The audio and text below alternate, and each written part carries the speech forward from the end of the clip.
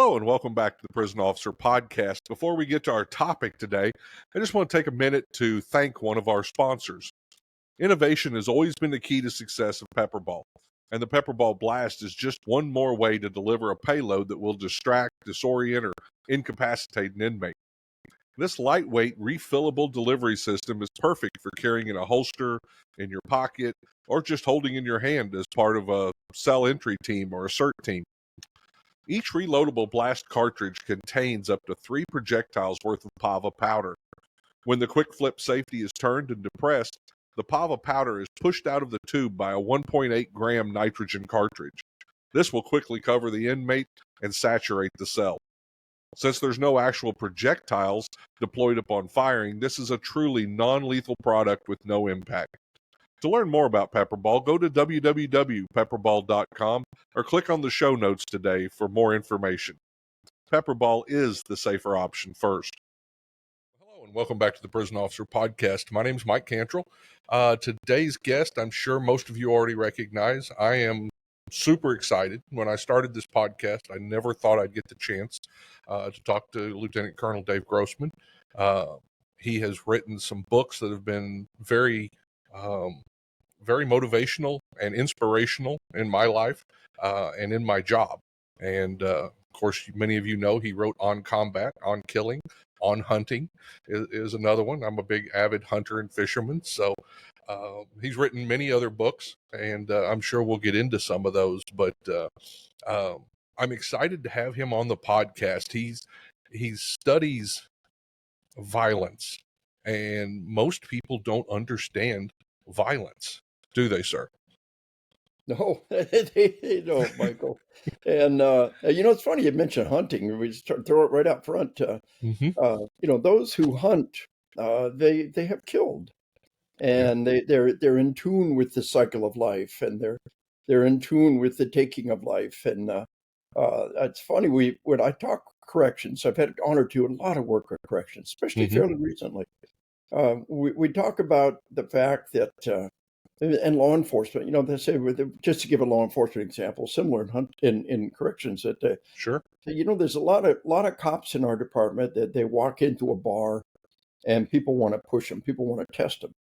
So there's a fair number of cops that people don't want to push them, they don't want to test them, and when you cut right down to it, they're hunters, Right. They're predators. I talk about the book on hunting, and this has real application. Yeah. That you can't understand who we are without understanding hunting, and throughout the history of our species, we've been hunters. Yep. If you take the existence of our species and cram it and call it 24 hours, up until the last 6 minutes, all we did was hunt. Yeah. We were always in the middle of the food chain. There were things that hunted us and things that we hunted, but it's no fun to be hunted. We don't want to be hunted. We want to be the hunter. And so the decision in life is, I got a couple of dogs here that this is Charlie. He's my hearing dog. My ears are shot out. And Charlie, he's sitting on my lap the whole time. It was just fine. He's never killed anything but a tennis ball, Right. But he's a predator. They're just and he makes no bones about it. That's why we love cats and dogs. They're hunters. And so I just tell you, it's not about hunting, although hunting is the best way to exercise that mindset. Yeah. It's about making the decision in life that I am the hunter and not the hunted. Yeah. That I am in control of my life. And that's funny you mentioned that. It's a funny thing to begin with, but I've had an awful lot of work with corrections, and I'd like to establish a few things up front. You talk about facing violence, and they do that. Right. And it's funny, people come up to buy a book, and I ask them, who you with, what do you do? And I usually ask him, how do you like it? And it really astounds me how many corrections, prison, jail. Sure. They say, I love what I do. And I ask them why. And one lieutenant told me, she said, I've been able to convince an awful lot of people that one bad decision doesn't have to define your life. Right. Another correction sergeant, he told me, he said, nobody on the planet does a better job of giving people a second chance at life. Right. We talk about the recidivism rate, the ones that go back and re-offend. Of course. But we don't talk about the vast majority who Yeah. do not re-offend, but the vast majority Yeah. who truly are corrected. Yeah. The term penitentiary comes from the word penitent, to be remorseful, to be Yeah. sorrowful. And they might not necessarily be remorseful, but they've learned a lesson in life. Yeah. And then they're the ones that say, we look in the eyes of scary people every day, Mhm. and the world is a better place because they're behind bars. Right. And there's value in that. There is. There's great value in that, and just knowing, hey, my children don't have to face this guy. Yeah. However bad they are, there's value in what, number one, knowing that we're giving them another chance, but number two, saying, yeah, this is not a nice person, Right. and the world's a better place because my spouse doesn't have to face this person, my children don't have to face this person because they're in here. Absolutely. And, yeah, That took me a while in my own career. It took me a little while because in corrections, we don't get the pat on the back that maybe law enforcement does or some other, positions out there. And it took me a while to figure out how I was a public servant. I came from a family of public servants. I grew up with cops and firefighters and highway patrolmen, and these were the people my family hung around. And so I thought I was walking into public service. But a few years into my career, I'm arguing with that, and I'm looking as I'm driving home, and I looked out across the city, and I thought, my job does matter. If I wasn't there, there would be crime. People would be being, treated bad, stolen from, robbed, murdered, all that stuff. So I had to learn to look there and not for the pat on the back, because you don't usually get it in our job. And that's a shame. It should be better respected. So we have to do that ourselves. I'll give you an angle on this. There's a faith perspective in everything, and it really can be critical.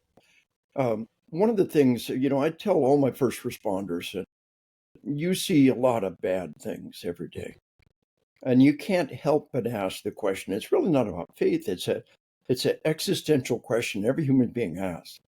How could a loving God allow these terrible things to happen? And the answer is really, really important. Yeah. And the answer is that your loving God would not make you his puppet. A loving God would let people make their own decisions. Have you ever heard if you truly love something, let it go. If it comes back, it's really yours. Yep. That's how much God loves us. He loves us enough to let us make our own decision. That means a lot of people make really bad decisions, and a lot of really bad things happen. When we say, God, why don't you do something? He said, I did. I sent you. You are his agent. You are truly God's agent to do good in this world, to give people a second chance, to carry people off the streets. You are truly a public servant. Yeah. And I talk in my presentations about the opposite of evil. What's the opposite of evil? The opposite of evil is love. Evil's absence of love, just as darkness absence of light. And Jesus said, greater love is no one than this, that they lay down their life for their friends. But listen, here's the key. There are many ways to lay down your life. There are many ways to lay down your life. And sometimes the greatest love is not to sacrifice your life, but to live a life of sacrifice. And that's what corrections is. Nobody's in this job to get stinking filthy American dream rich, No. Nobody's in this job to be a famous celebrity, at least not legally, Right. When you chose this profession, you really chose, to a certain degree, you chose a life of sacrifice.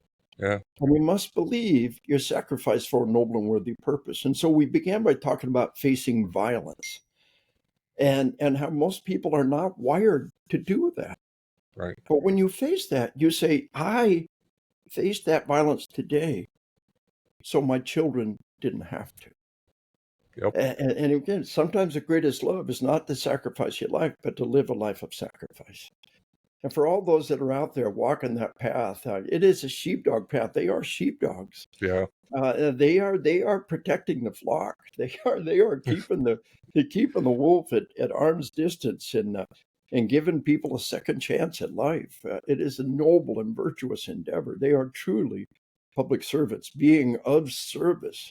Sure. And without them, it would be chaos and despair. Truly. Yeah. Corrections is very much like the sheepdog analogy, because if you'll look out there in the field when the sheepdog's doing his job, rarely do the sheep even know what the sheepdog's doing. Oh, well And said. corrections is that way. They're standing the wall, they're doing the job 24/7, 365, but the sheep don't want to know. Yes. So, And that's okay. You know, right. sometimes the greatest love is not to sacrifice your life, but to live a life of sacrifice and quiet service. You know, I love that. we talk about the silent professional, the quiet professional, the silent service. Just go out there and do that job every day, knowing that the world's a better place because of it. You're not selling widgets to housewives. You know, you're not you know, flipping burgers at McDonald's. Somebody's got to do those jobs. Those Right. jobs are important. But if nobody did what you did, if nobody was in corrections, what would happen? I mean, what option would we have? Chaos and despair. Yeah. And you know, we could lock them all up and never see daylight, but then we'd never give them that chance for a second chance at life. Sure. And you know, there might be some cheap, effective way to do it, and sometimes there's value in that. But the truth is that if we're going to give them that second chance at life, and we're going to give them that chance to see that one bad decision didn't have to define their life, then we've got to give that extra effort. And nobody on the planet does a better job than you're doing in this business right now. Excellent. Yeah, I appreciate that. I appreciate your recognition of that. You know, I would like to ask a couple of questions of you because I'm interested.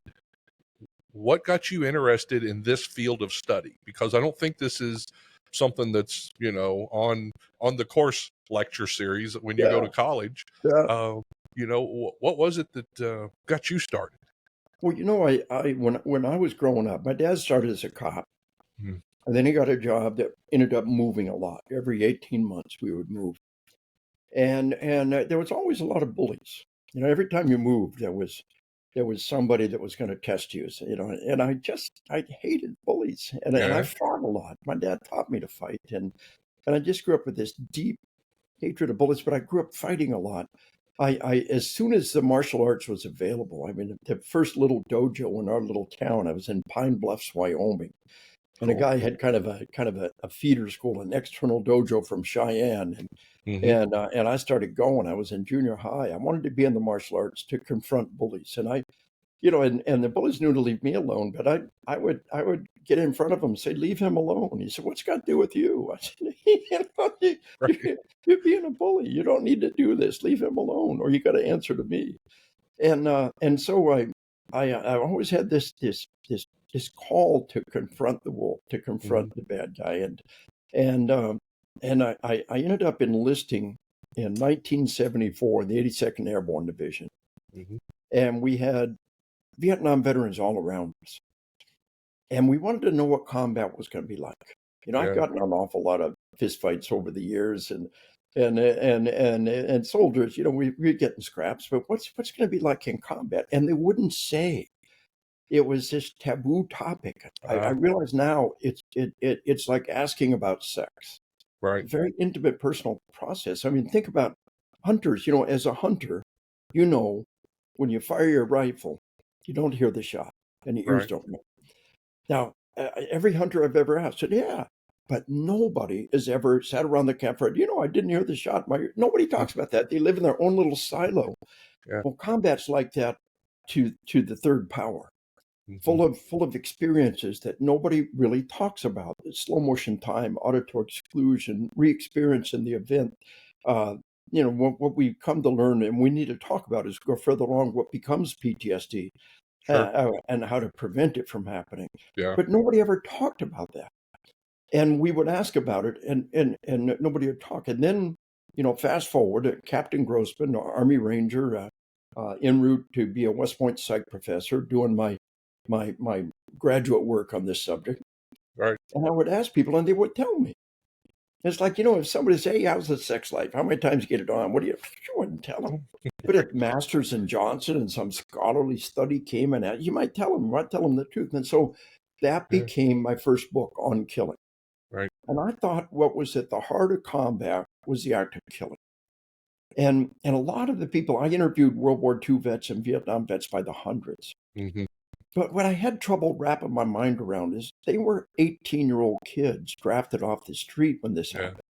Yeah. And I got this mature, dignified man in front of me, and I can't wrap my mind around it. It took me a long time to realize that for an 18-year-old kid, a few short months after he, ambushed some guy, done him no harm, that can be hard.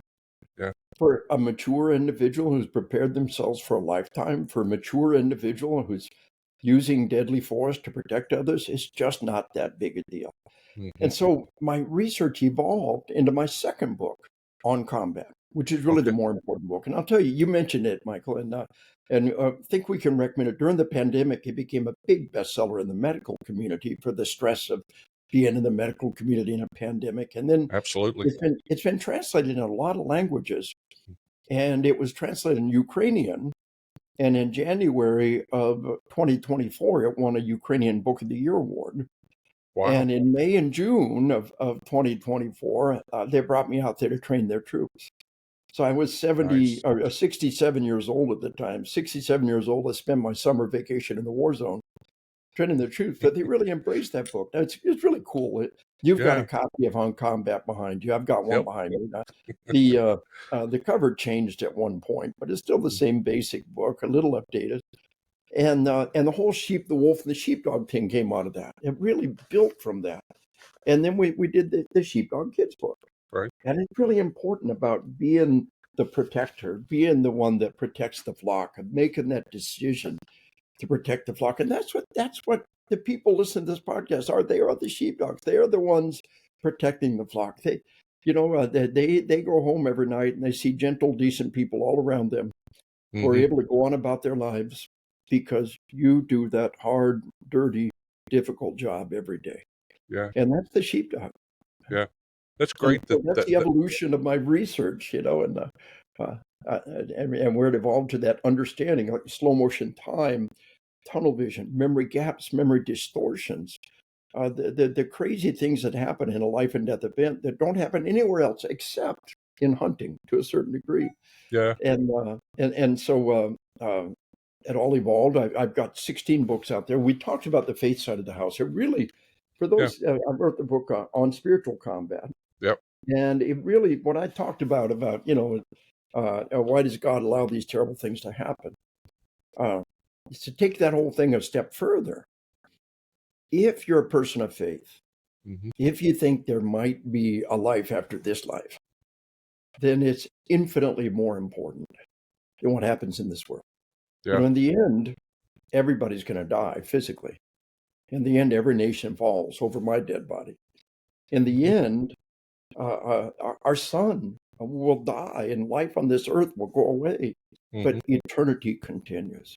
Yeah. So wrap your mind around that. A few more years on this earth, a little less suffering on this earth is nothing compared to one life in eternity. So I tell people, if you're a person of faith, don't let the things of this world pull you down.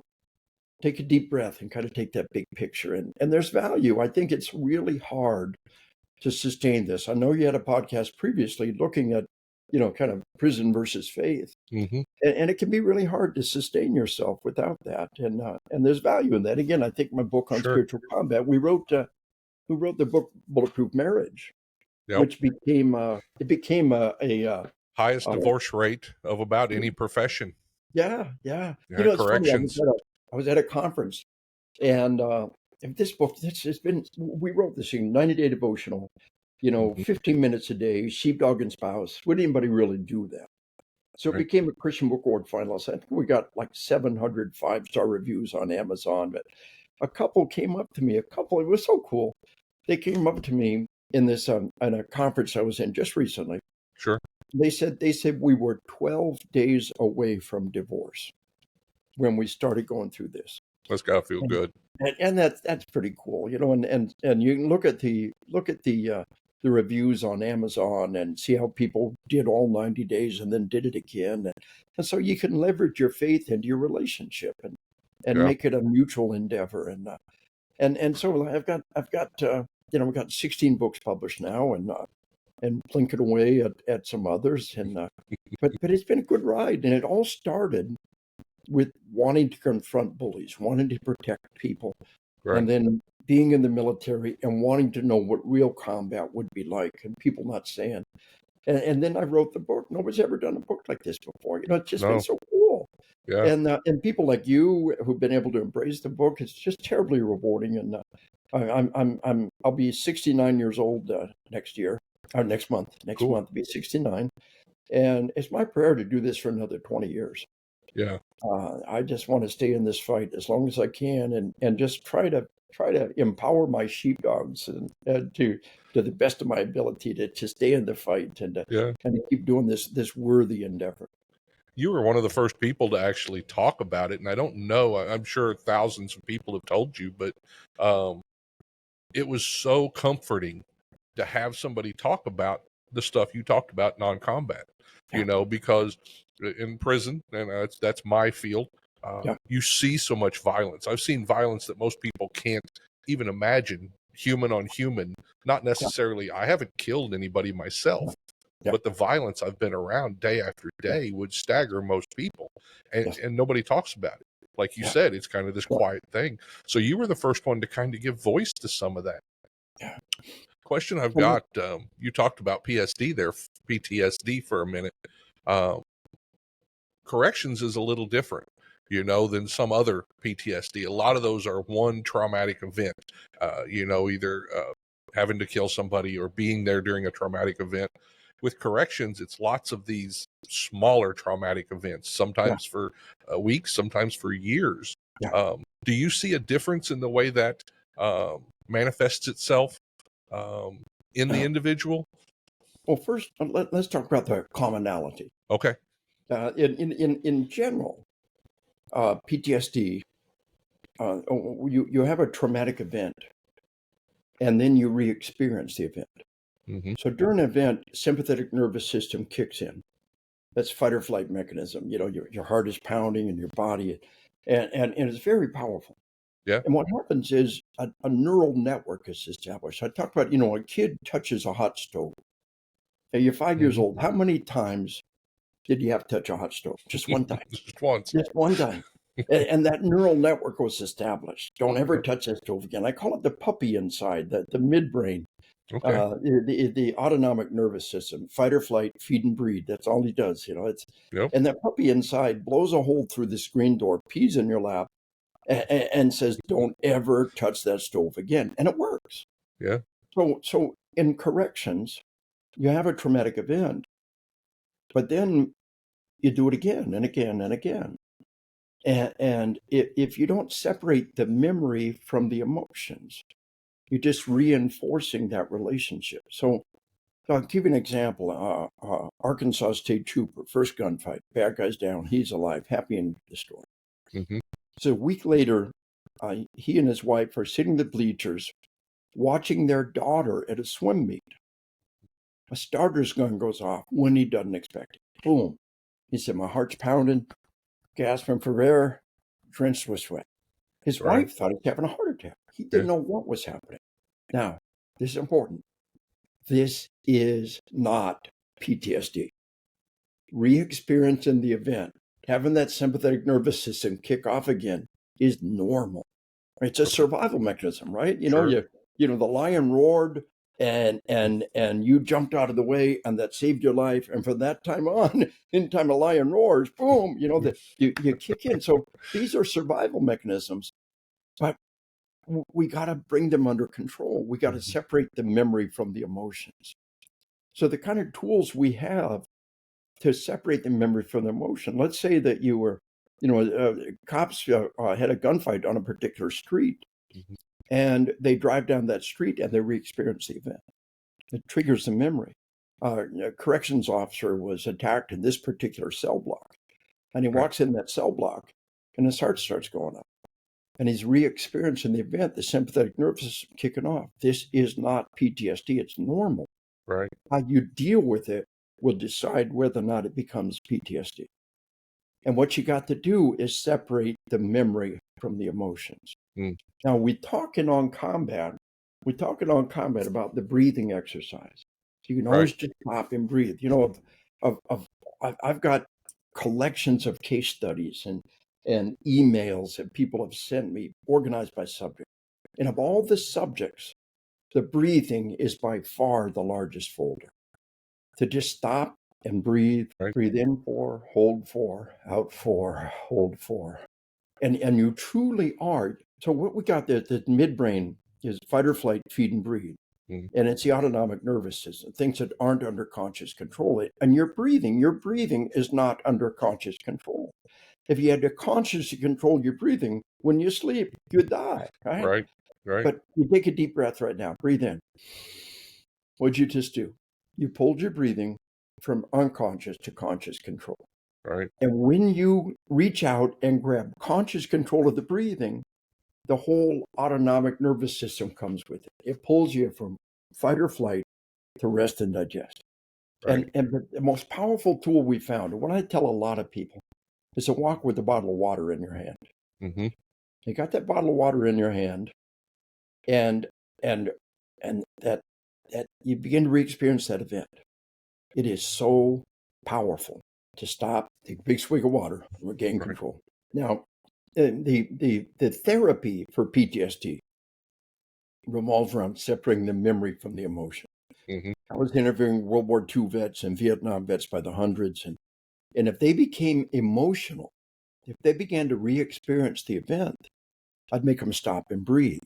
Today, we put a bottle of water in front of them. Make them stop and take a big swig of water. So a friend of mine is a therapist for a major federal agency. And if one of their guys in a deadly force incident, they fly her in and she debriefs them.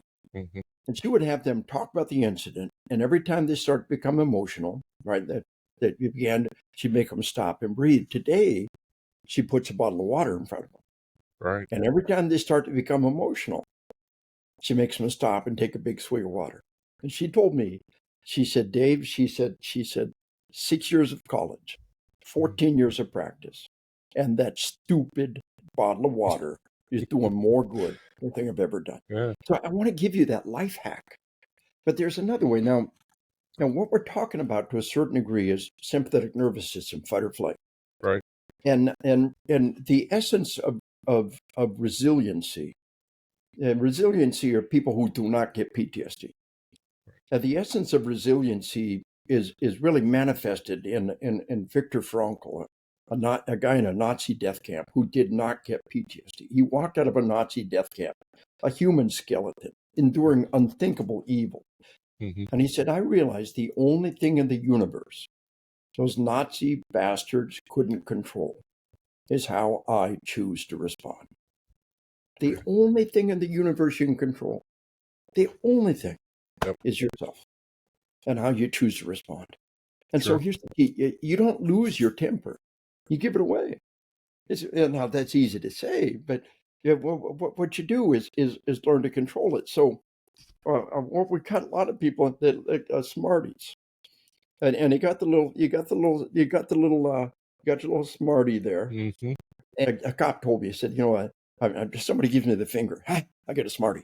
Right. He said, the only problem is you're never happy at just one of those little things, see? So he said, so I want another smarty, but I can't have one unless somebody's ugly to me, right? So I drive around waving and smiling at people. Somebody gives me a finger. I get another smarty. And what I just described to you is actual cognitive behavior therapy, CBT, cognitive behavior therapy. Through your actions and your thoughts, you rewire the way you process what happens. They gave you the finger. They're trying to offend you. They're trying to harm you. They're trying to hurt you. And for you, it means, I get a piece of candy. And you actually rewire the way they talk about it. So I talk about people having a bag of M&Ms and just popping an M&M in your mouth.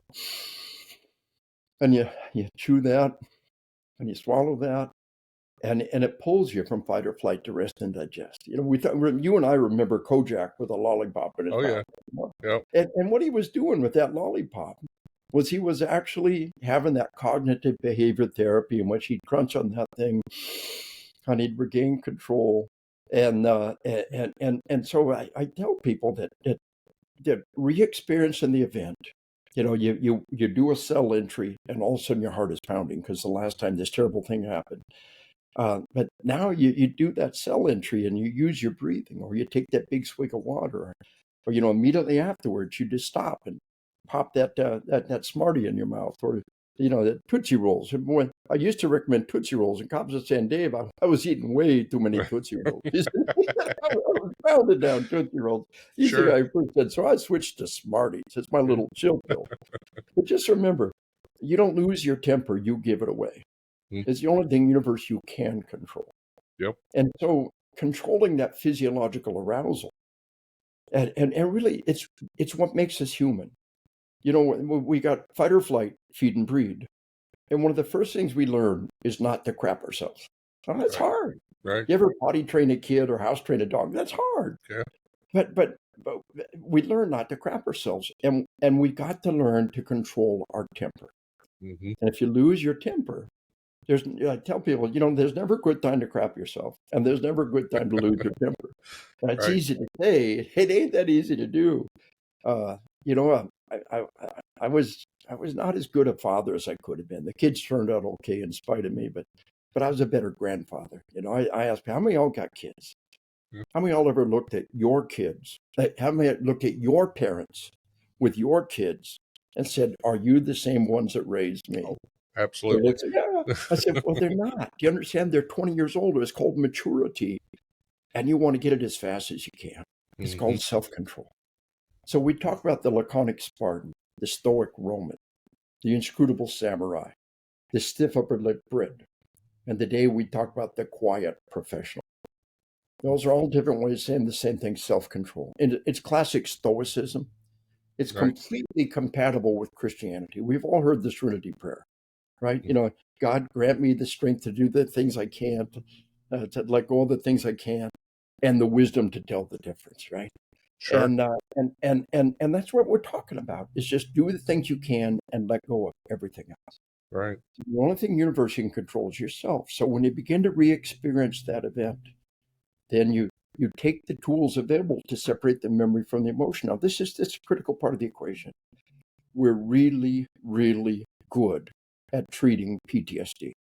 We get better all the time. Right.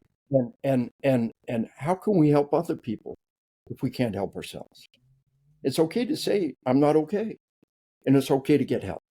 Right. And know that the help will help, to expect the help to help and come out the other end stronger. You know, we look at the World War II veterans, the greatest generation. Right. Nietzsche said, what doesn't kill us only makes us what? Makes us stronger, right? Sure. Nietzsche stole that from the Bible. 2,000 years before Nietzsche, Romans chapter 5, the Bible says we glory in tribulation. For tribulation, work of patience, patience, experience, hope, and hope maketh not ashamed. The idea of being stronger from the bad things in life is not a new idea.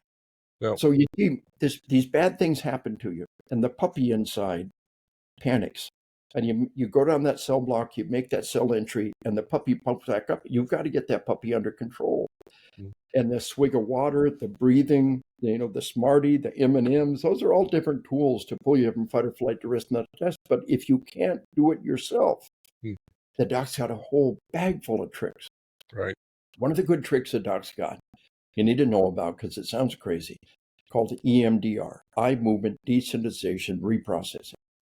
And what you do is you follow a visual stimulus while you talk about what happened. And the puppy is a simple mechanism. You can only do one thing at a time. Right. And while you're following that visual stimulus, the puppy's in the front yard chasing a ball. And for the first time, you can talk about it, you can think about it without the puppy peeing in your lap. and it just oftentimes just one or two sessions of EMDR will completely separate the memory from the emotions and send you down the path, not just healing, what's called post-traumatic growth. Right. We've all heard about post-traumatic stress. And it Yep. gets bad enough, it's post-traumatic stress disorder. But you come out the other end with post-traumatic growth. Right. Our corrections officers, our cops, our military veterans, we know they're strong people. We know they're stronger for the experience. The World War II generation, the greatest generation, they were living examples of post-traumatic growth. Oh, So, absolutely. yeah, go into corrections, go into those bad situations, knowing they will make me stronger, Hmm. seeking post-traumatic growth. And I think that's really an important thing to talk about. Sure, absolutely. One of in the techniques that you were talking about there, one of the problems they have in corrections is hypervigilance. You're walking around 1,000 inmates, you're at this level all day long, and then you walk home to a 3-year-old who does not understand it. Yeah, And it yeah, seems like a couple of those techniques might be a good way to decompress, absolutely, absolutely. And take here's the that thing, moment. if you can control it with these inmates, Mhm. then how much more so can you control it with your children? Right. I wish somebody had told me that as a young father, as a young sergeant. I wish somebody had told me that.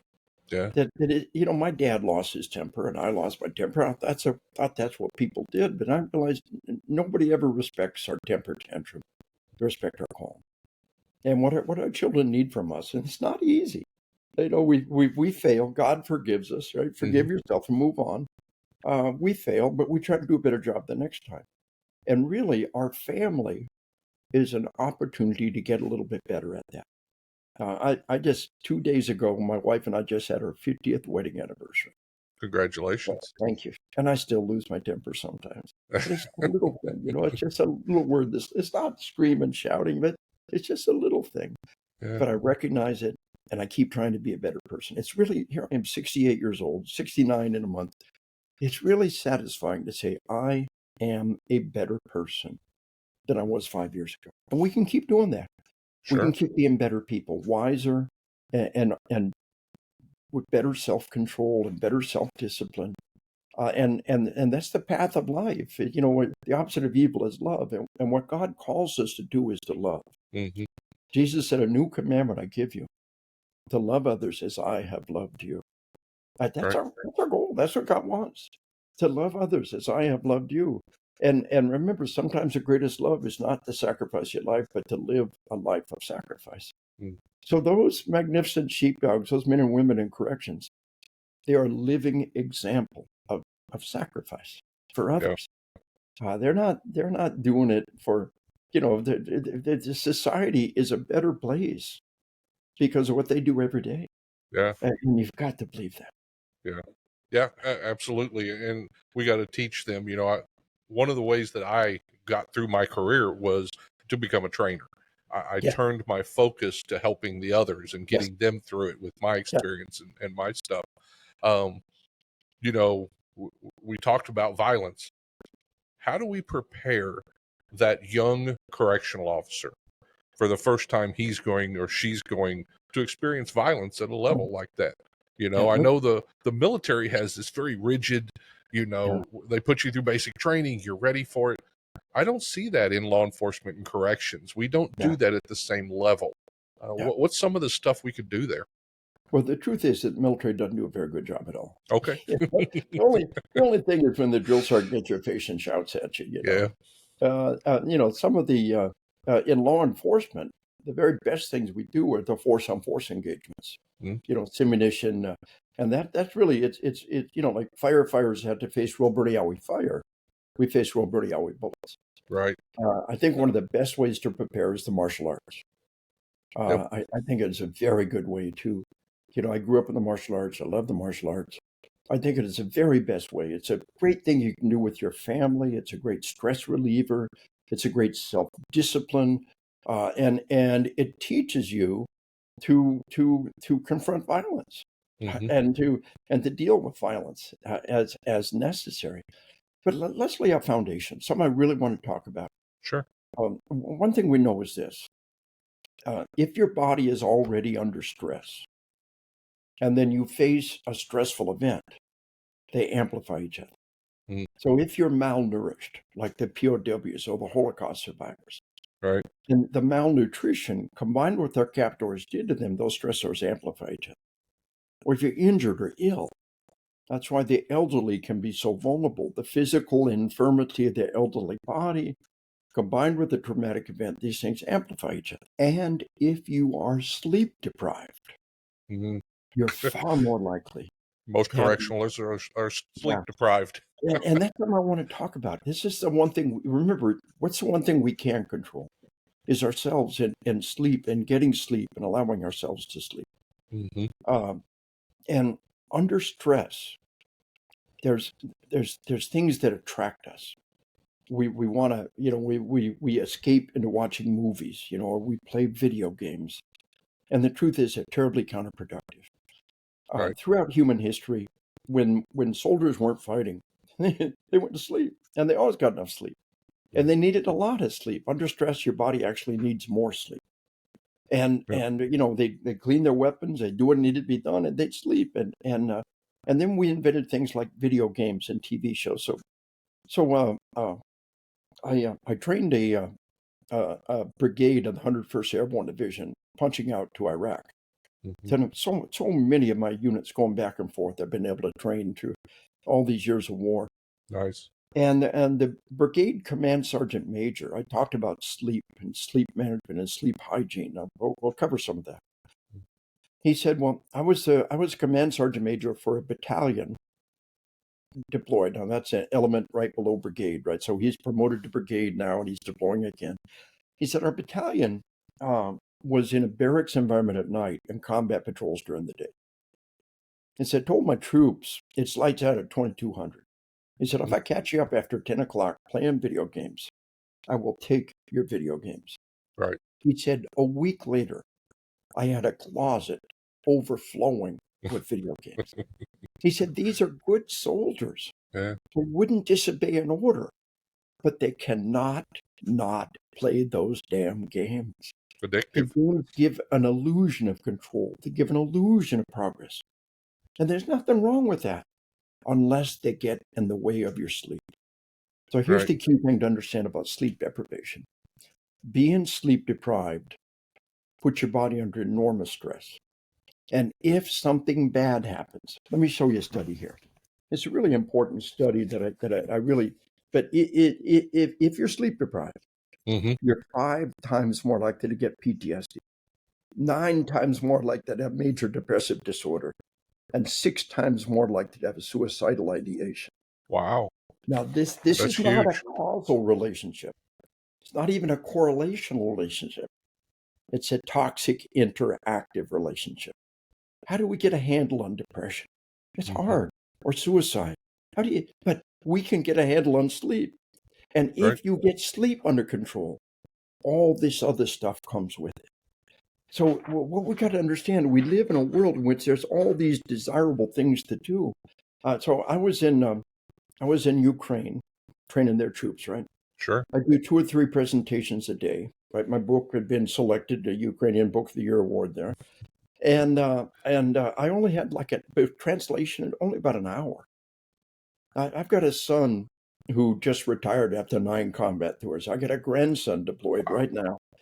And I thought, what if it was my son? What if my grandson? And I had 1 hour to give them the best I had. Now, half of it was talking about what happens in a traumatic event, slow motion time, tunnel vision, auditory exclusion, how they're normal, how you experience it, all the stuff we just talked about.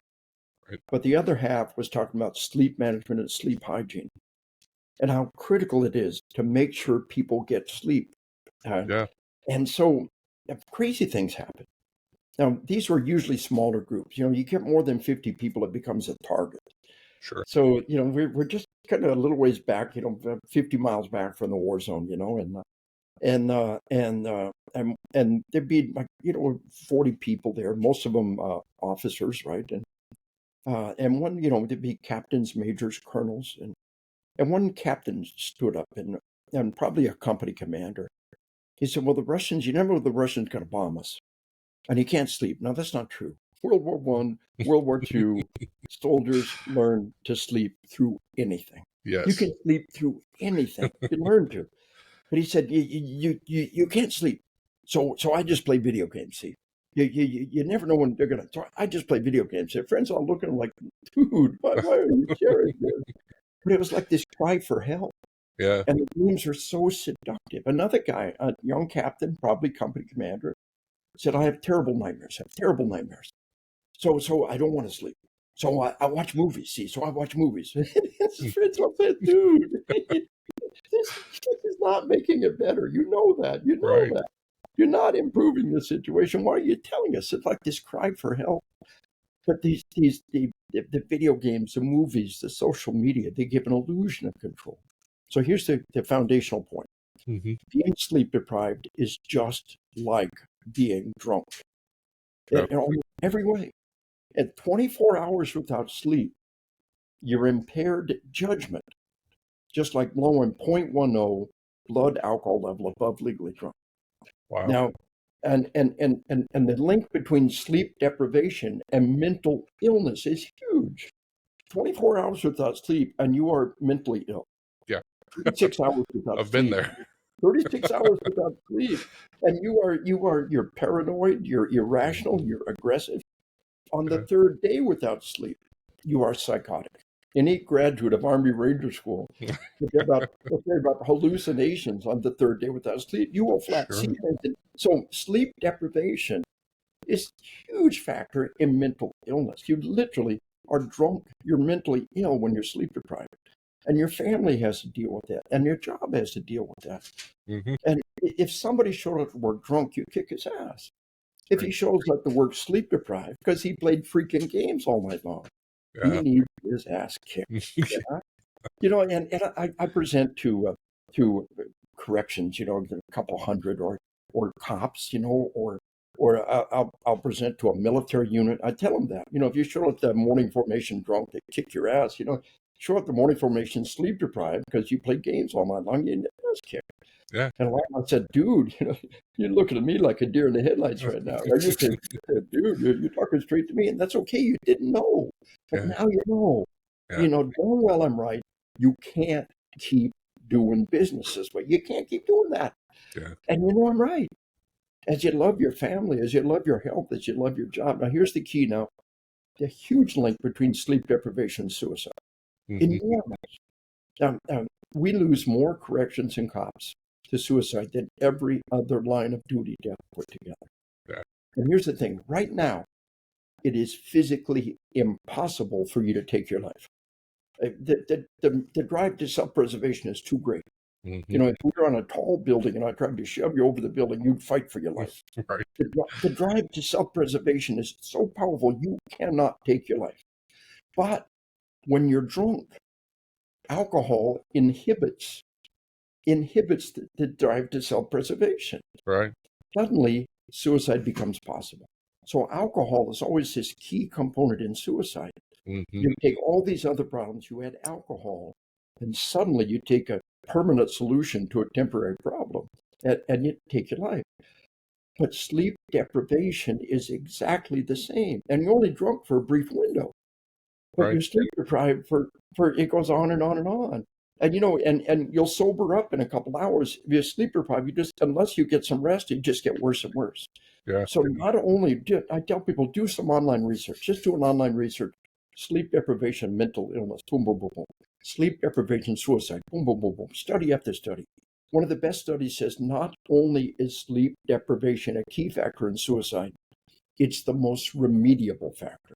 But we can't do anything about your relationships or your finances, but we get some sleep right stinking now. Yeah. And so sleep deprivation is a key factor in traffic deaths. Another major killer of people. Sleep deprivation creates chronic pain. Sure. And that's the opiate epidemic. Why opiates? Fentanyl's an opiate. Fentanyl alone kills 40 to 80,000 Americans a year. We lose more people. Most years we lose more people to fentanyl in 1 year than we lost in the entire Vietnam War. And opiates are crazy. Why opiates? Because we got chronic pain. But also, when you're sleep deprived, those opiates have a double whammy. They are satisfying something your body deeply, deeply needs. The thing to understand is sleep is a biological blind spot. We need four things to survive. We need air, we need water, we need food, and we need sleep. Right. You will die from lack of sleep faster than you will die from lack of food. You will die from lack of sleep. You need sleep more than you need food. Absolutely. Your body knows how to make you get air, water, and food. Try going without air or food or water. Your body will take over.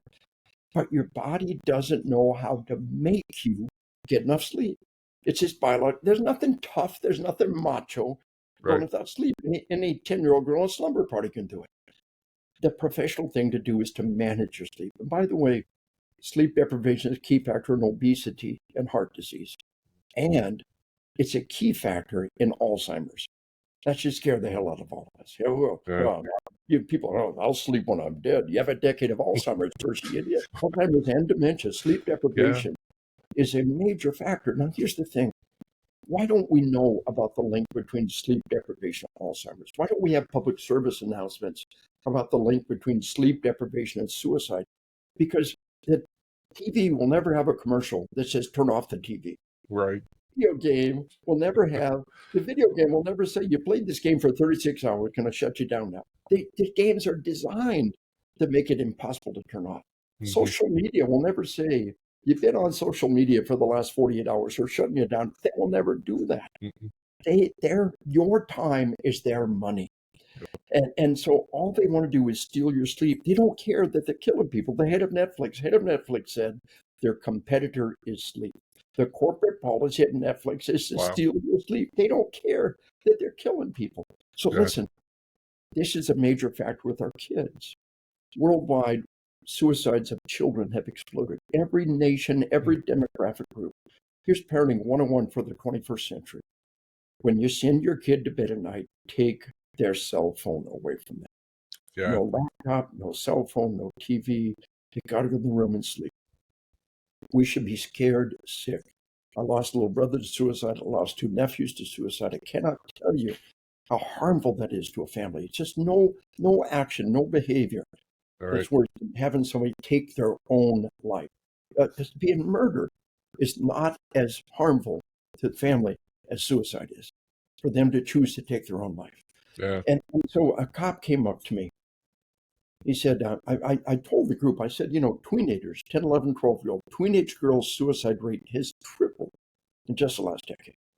A cop came up. He said, I had one of those teenagers. He said she was a good girl. She was an A student. She said, Dad, it's embarrassing.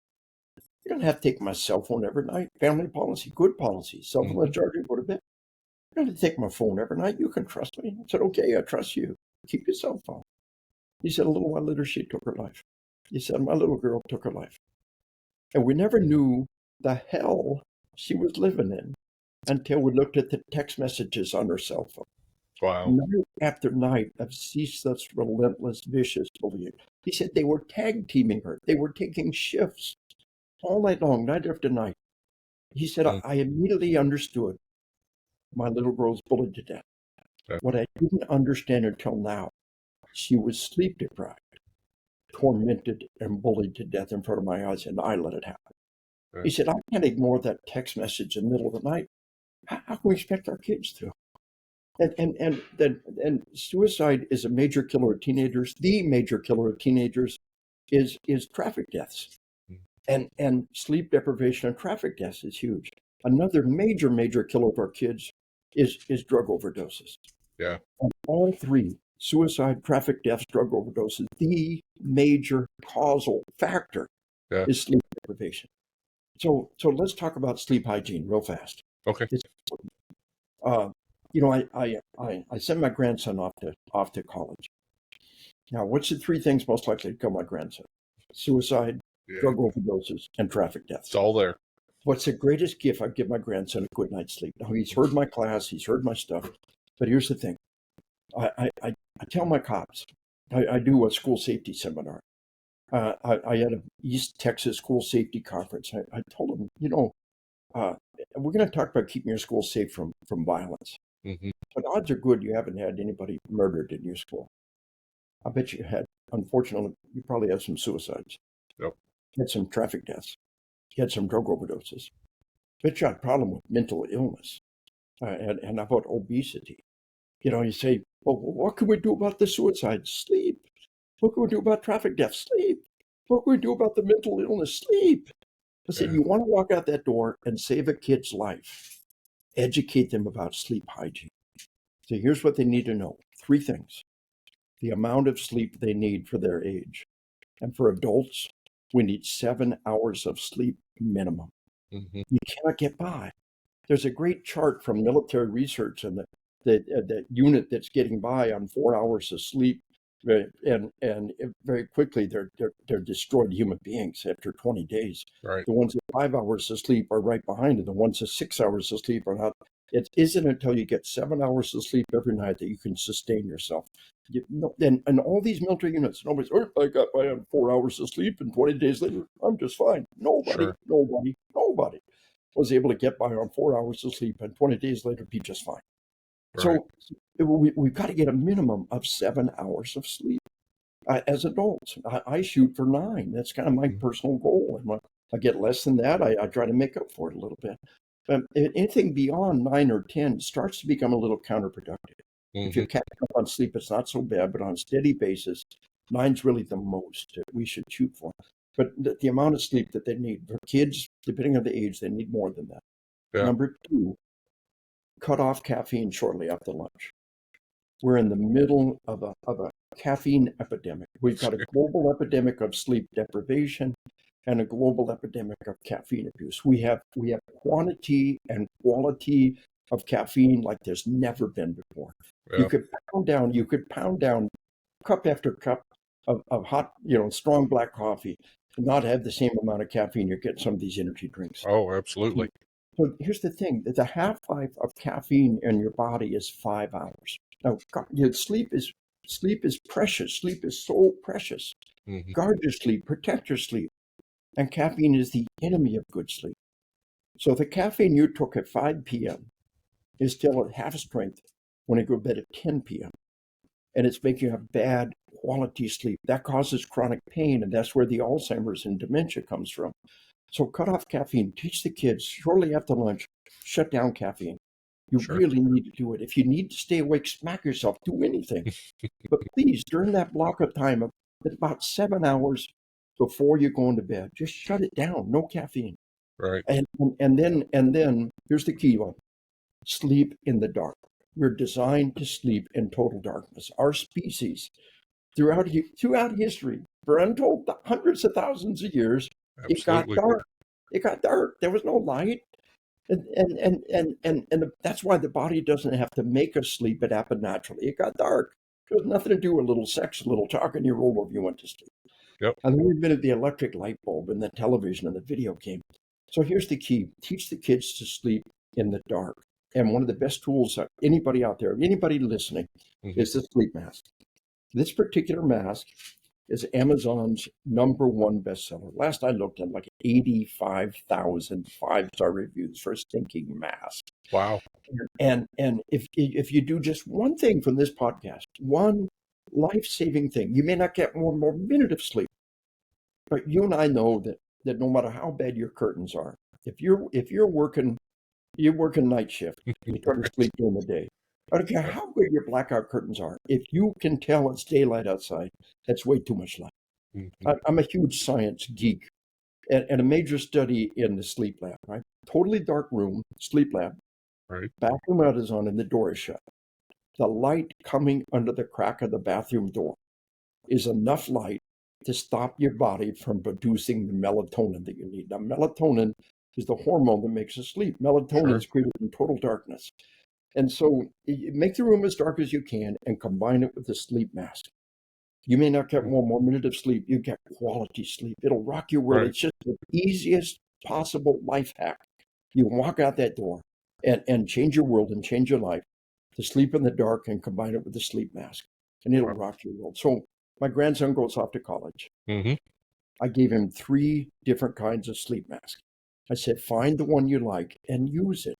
Yeah. I called my grandson up and called, hey, buddy, how's college going? Doing great, Grandpa. Are you getting enough sleep? Critical question. Yes, sir. Are you using your sleep mask? Yes, sir. As a matter of fact, it got kind of grody. I went online and ordered another one. And boom, That's how I sell success, you know? So Yeah. the kid wrapped up 2 years of college, enlisted, he's now deployed, doing great things.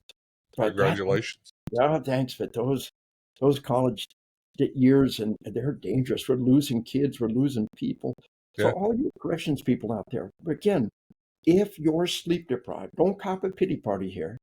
But if you're sleep deprived and the bad stuff comes down, you're stacking the deck against yourself. Yeah.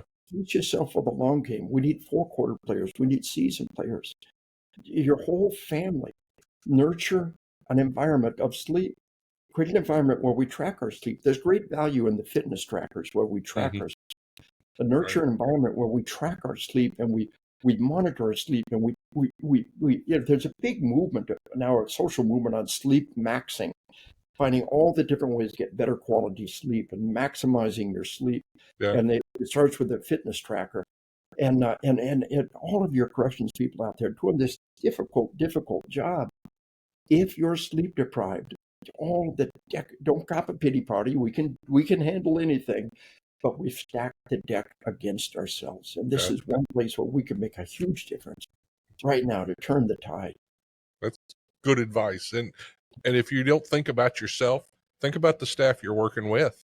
You know, if you're not 100%, that's who What a you're there great to point. protect that day. Yeah, what would you think? What would you think of the staff guy who shows up to work drunk? That's you. If you want to work Absolutely. sleep deprived, that's you. What a Wow. great point. Do it for your comrades. Do it for the men and women who count on you every day. Do Sure. it for your family who count on you coming home healthy and stable at the end of the day. So these are things that we can walk out the door and do right now Wow. to change our life and to rock our world and to move ourselves towards a better world and better place.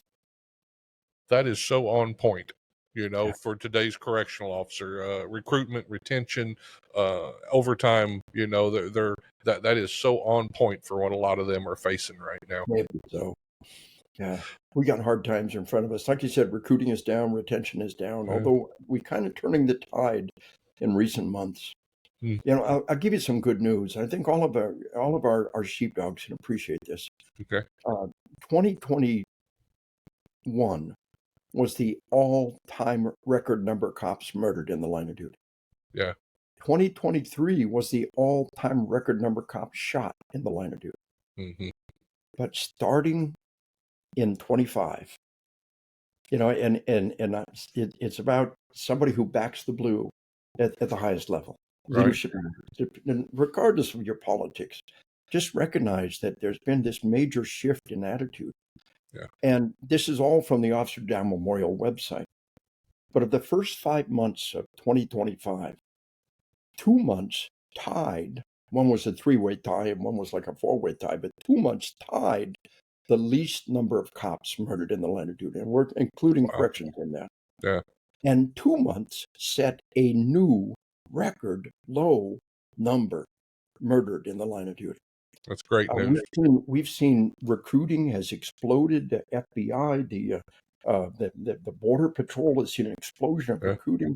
Albuquerque, New Mexico was under consent decree. The consent decree was lifted and they had a surge of recruiting like they'd never seen before. I just have hope. These have been hard years. These have been hard Yeah. times when our sheepdogs were under attack. And Absolutely. the wolf was empowered. They were taught that the criminal is the good guy and the cop was the bad guy. And this is one of the most harmful possible narratives. Well, we've come out of those dark days, and there's hope for the future, and there's hope for our nation. But in the meanwhile, we need our sheepdogs to just protect the flock and believe in who they are. Remember, sometimes the greatest love is not to sacrifice your life, but to live a life of sacrifice. To do that dirty, dangerous job, because if nobody did it, our civilization would be doomed. True. Yeah. Absolutely true. Thank you so much, Colonel. Man, Thank you for coming on here. And let me tell you and all your corrections out there, thank you for being there doing that job for us every day. Like you said, the sheep don't care what the sheepdog is doing. They're not even remotely interested. The sheepdog is doing the job out there, and it's a necessary, essential job. And thank you and all the magnificent men and women who listen to this podcast for going out there and doing that job for us every day. I appreciate that. I will put in the show notes if anybody wants information on how to contact Lieutenant Colonel Dave Grossman or his books. I'll have all that stuff in there. If I can find that study, I would love to, that sleep study, I'd love to add that link also. I'll send you a copy of it right now. Perfect. Yeah. Thank you so much. You have a great day. God bless you. All right, stay safe. Hey, before we go, I'd like to take a minute to thank one of our sponsors. Omni Real-Time Locating System is a company I've been working closely with for years. I'm proud to be a part of this innovative team that's developed the best real-time locating system on the market today for your jail or prison. Omni's PREA-compliant real-time monitoring technology is the very best way to track and record your inmates' locations, their movements, their interactions throughout every square inch of your correctional facility. Imagine getting an alarm the second an escape happens, or an alert that lets you know when an inmate's heart rate drops below a set level. To learn more about Omni, go to www.omnirtls.com. That's omnirtls.com.